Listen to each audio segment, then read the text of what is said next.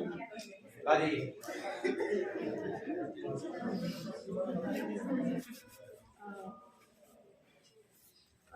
morning all and one and very respected my all colleagues. मैं अपनी experience आप लोगों के सामने शेयर करना चाहती हूँ। शायद ज़्यादा कुछ तो है नहीं, लेकिन थोड़ा बहुत। जब मैं गवर्नमेंट स्कूल में थी 6th क्लास में, तो हमें 6th क्लास से हमारी इंग्लिश लगती थी। 1st to 5th इंग्लिश नहीं लगती थी।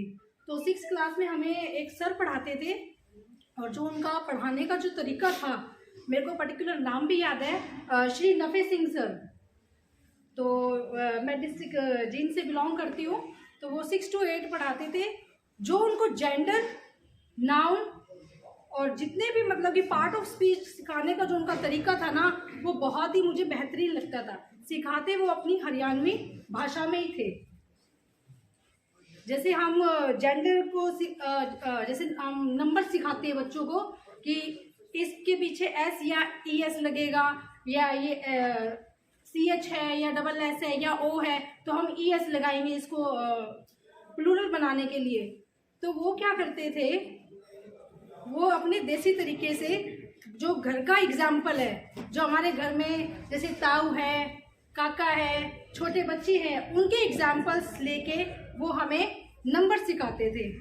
और मैं भी अपनी क्लास के अंदर जब भी मैंने बच्चों को नाउन सिखाए हैं, नंबर सिखाए हैं, जेंडर सिखाए हैं, मैंने उनका वही तरीका अडॉप्ट किया है।